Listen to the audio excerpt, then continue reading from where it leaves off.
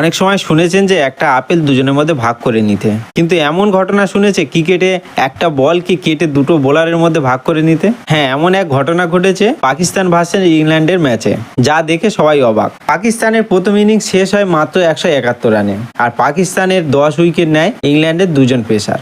একজন হলেন অলি রবিনসন আর একজন জশ। রবিনসন নেয় 5টা উইকেট, জশ টাঙ্গো 5টা উইকেট। অর্থাৎ দুজনের কাছে ম্যাচের স্মৃতি হিসেবে বলটা পাওয়ার যোগ্য, কিন্তু একটাই বল, দুজনের মধ্যে কিভাবে ভাগ করে নেবেন? তখন দুই পেসার মিলে একটা দারুণ সিদ্ধান্ত নিলেন যে বলটাকে মাঝখান থেকে দুটুকরো করা। মাঠে একজন কর্মী এসে বলটাকে দুটুকরো করে দিলেন। তারপর রবিনসন এবং জশ টাং বল হাতে এক টুকরো নিয়ে মাঠ থেকে বেরিয়ে এলেন।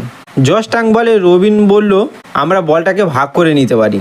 এরপর মাঠের কর্মী এসে সেটা করে দিলেন। আমি এর আগে কখনো এরকম ঘটনা দেখিনি, এই বলটাকে আমি খুব ভালোভাবে রেখে দেবো।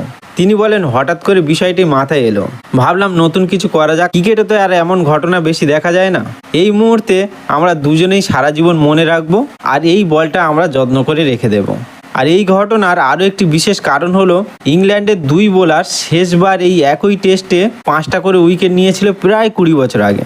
সালটা ছিল 2006, এই পাকিস্তানের বিরুদ্ধে। স্টিভ হ্যামিনসন আর মল্টি পনেশ্বর 5টা করে উইকেট নিয়েছিল।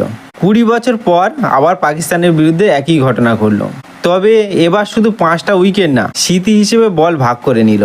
মাঠে এই রকম দৃশ্য খুবই বিরল।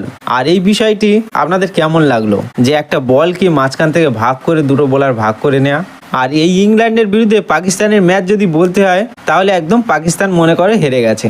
কারণ যেখানে বাংলাদেশ অস্ট্রেলিয়াকে হারাচ্ছে, ইন্ডিয়া রিসেন্ট শ্রীলঙ্কাকে হারালো, আর পাকিস্তান সব টিমের কাছে হেরে যাচ্ছে। আপনাদের কাছে একটাই প্রশ্ন করব, যে এই পাকিস্তান 5 দিন খেলতে পারবে, না 4 দিনেই তাদের খেলা শেষ হয়ে যাবে? কমেন্ট করে অবশ্য জানাবেন। আর আমাদের এই চ্যানেলে বিভিন্ন ক্রিকেটের আপডেট নিয়ে সর্বদা আপনাদের সামনে তুলে ধরা হয়। যদি আপনাদের ভালো লাগে অবশ্যই সাবস্ক্রাইব করবেন।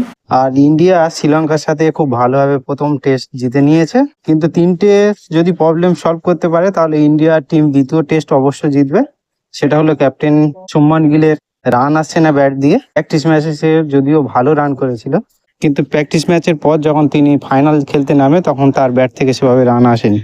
এরপরে যে প্রবলেমটা, সেটা হলো যশী জয়সওয়ালের ব্যাট থেকে কিন্তু সেভাবে রান আসছে না। প্রথম ম্যাচে 32 রানে রান আউট হয়ে যায়। এরপর কুলদীপ যাদব চায়নাম্যান বোলার, তার থেকে যে উইকেট পাওয়া আশা করা হয়েছিল, সেই উইকেট কিন্তু তিনি পাননি। প্রথম ম্যাচে একটা উইকেট, দ্বিতীয় ম্যাচে কোনো উইকেট নেই। আপনাদের কাছে একটাই প্রশ্ন, যে ইন্ডিয়ার দ্বিতীয় ম্যাচে সবচেয়ে ভালো কে খেলবে এবং ম্যান অফ দ্য ম্যাচ হবে, এটা অবশ্যই কমেন্ট করে জানাবেন।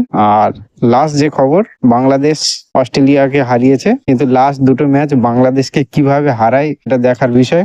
সবাই ভালো থাকবেন। শেষ পর্যন্ত দেখার জন্য আপনাদের সবাইকে ধন্যবাদ।